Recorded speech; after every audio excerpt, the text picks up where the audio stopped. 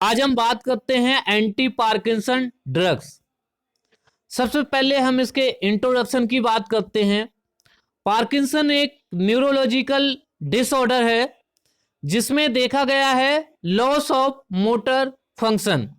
Motor function के loss होने से वॉलंटरी मूवमेंट का लॉस हो जाता है। वॉलंटरी मूवमेंट जैसे कि हम अपना हाथ हिला रहे हैं तो इसे हिलाते हिलाते रोक सकते हैं। जैसे कि हम चल रहे हैं तो चलते चलते रुक सकते हैं। जैसे कि हम कोई टाइपिंग कर रहे हैं तो टाइपिंग करते करते टाइपिंग को हम रोक सकते हैं, नहीं करेंगे। तो याद रखना, इन गतिविधियों को या इन मूवमेंट को हम कंट्रोल कर सकते हैं। ये हमारे हाथ में है। जैसे कि मैंने बोला कि हाथ हिला रहे हैं तो इसे हिलाते हिलाते हम स्टॉप कर सकते हैं, हम रोक सकते हैं। ये हमारे हाथ में है, इसे हम कंट्रोल कर सकते हैं। मगर जिन्हें कंट्रोल नहीं कर सकते उन्हें हम इनवॉलंटरी मूवमेंट कहते हैं। जैसे कि हार्ट रेट, हमारा हार्ट रेट इंक्रीज हो जाता है, उसे हम कंट्रोल नहीं कर सकते। जैसे कि ब्रोंको कंस्ट्रिक्शन हो जाता है तो हम डायलेशन नहीं कर सकते। ये सब इनवॉलंटरी मूवमेंट है। तो याद रखना, पार्किंसन एक न्यूरोलॉजिकल डिसऑर्डर है जिसमें loss of motor function and loss of voluntary movement. अब हम पेशेंट की बात कर लेते हैं। ऐसे पेशेंट जो होते हैं उन्हें खड़े होने में बहुत ज़्यादा प्रॉब्लम होती है। अगर खड़े होते हैं तो झुक के खड़े होते हैं।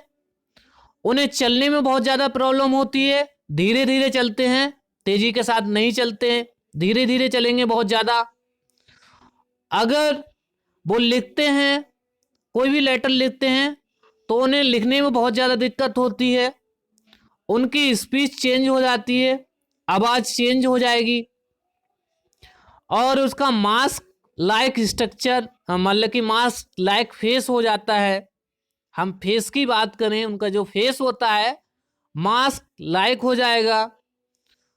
और तो याद रखना, जो पार्किंसन के पेशेंट होते हैं वो झुक के चलते हैं, धीरे चलेंगे और उनकी मसल्स में पेन होगा, मूवमेंट में उन्हें दिक्कत होती है बहुत ज़्यादा, और उनकी जो आवाज़ है वो चेंज हो जाती है और मास्क लाइक फेस हो जाता है।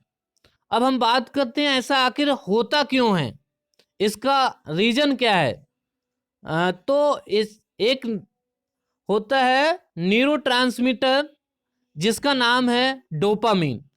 जो डोपामीन होता है वो न्यूरोट्रांसमीटर होता है जिसकी कमी से ये पार्किंसन हो जाता है। तो याद रखना, डोपामीन की कमी से पार्किंसन हो जाता है, इस चीज़ को याद रखना है।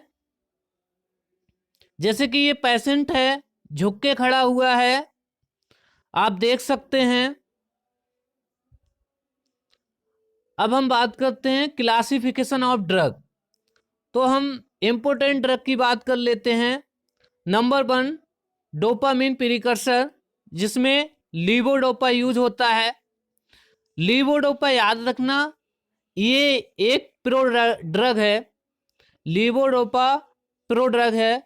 प्रो ड्रग का यूज 100% बायो अवेलेबिलिटी के लिए करते हैं और इसमें एक पर्टिकुलर सेल को या फिर ऑर्गन को टारगेट करते हैं।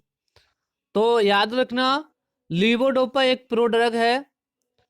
और नंबर 2, डी कार्बोक्सिलेस इनहिबिटर, जिसमें कार्बिडोपा यूज करते हैं। अब हम बात कर लेते हैं नंबर 1, डोपामीन प्रीकर्सर, जिसमें लीवोडोपा यूज करते हैं और ये कन्वर्ट हो जाती है डोपामीन में। तो याद रखना, डोपामीन प्रीकर्सर में लीवोडोपा यूज करते हैं। और मैंने पहले ही बताया था लीवोडोपा आखिर हम यूज क्यों कर रहे हैं, इसका भी रीजन जान लीजिएगा। क्योंकि मैंने बताया था इसमें डोपामीन की कमी हो जाती है, और डोपामीन क्या है? न्यूरोट्रांसमीटर। तो इसे लीवोडोपा को एज अ प्रीकर्सर यूज करते हैं। उस कमी को पूरा करने के लिए हम लीवोडोपा ड्रग यूज करते हैं, याद रखना इस चीज को। और ये प्रोड्रग है, इसे भी याद रखना है, भूलना नहीं है। अब हम बात करते हैं इसके फार्माकोलॉजिकल एक्शन। Number 1, CNS। जैसे कि पेशेंट जो होता है उसे खड़े होने में बहुत ज़्यादा प्रॉब्लम होती है, झुक के खड़ा होता है, तो इसमें इम्प्रूवमेंट होता है।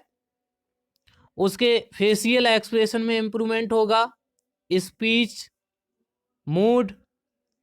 और देखते हैं इसका इफेक्ट कार्डियोवैस्कुलर सिस्टम पे क्या पड़ता है।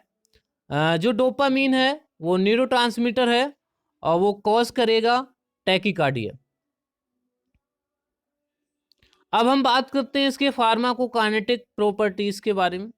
जो इसका टी हाफ है 1 से 2 आवर्स होगा, याद रखना 1 से 2 आवर्स इसका टी हाफ है। और ये इसका जो मेटाबॉलिज्म है वो किसके थ्रू होगा? By the help of enzyme dopa decarboxylase. याद रखना, ये metabolize by the help of enzyme dopa decarboxylase and excretion by urine. तो इतना याद रखना है।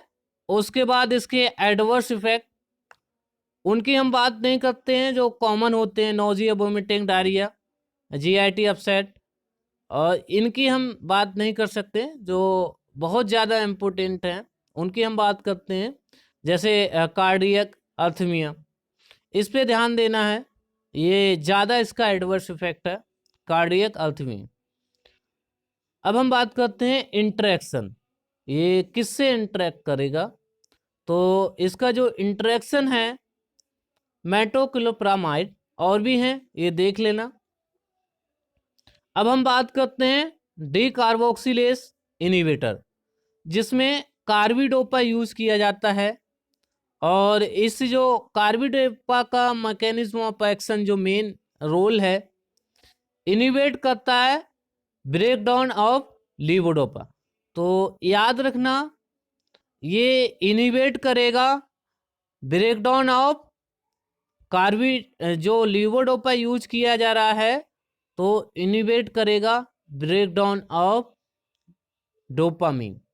याद रखना, तो जो लीवोडोपा एंड कार्बिडोपा ड्रग साथ में यूज किए जाते हैं, उनका मेन पर्पस यही रहता है। जो लीवोडोपा है वो कॉम्बिनेशन में यूज किया जाएगा कार्बिडोपा। कार्बिडोपा क्या करेगा? इनिवेट करेगा ब्रेक डाउन ऑफ लीवोडोपा। ठीक है, अगर ये इनिवेट नहीं करेगा ब्रेक डाउन ऑफ लीवोडोपा, तो 100% बायो अवेलेबिलिटी नहीं आएगी ड्रग की, और ड्रग का क्या हो जाएगा? ब्रेक डाउन हो जाएगा। डोपामीन जब ब्रेक डाउन हो जाएगी तो उसके बाद क्या होगा? मेटाबोलाइज हो जाएगी, डीकार्बोक्सिलेशन हो जाएगा, उसका मेटाबोलाइज हो जाएगी। जैसे कि मैंने पहले ही बता दिया, एंजाइम डोपामीन डीकार्बोक्सिलेज से की हेल्प से हमारा डोपामीन होता है वो मेटाबोलाइज हो जाता है। तो इसे याद रखना, जो कार्बिडोपा है वो इनिवेट करेगी ब्रेक डाउन ऑफ लीवोडोपा। इसीलिए इन ड्रगों को यूज करते हैं, एक साथ कॉम्बिनेशन में यूज करते हैं। जो कार्बिडोपा होगी वो इंक्रीज करेगी बायो अवेलेबिलिटी ऑफ लीवोडोपा। तो इसीलिए इनका जो मेन पर्पस है वो एक साथ कॉम्बिनेशन में यूज करते हैं। और आज के लिए इतना ही। Thank you.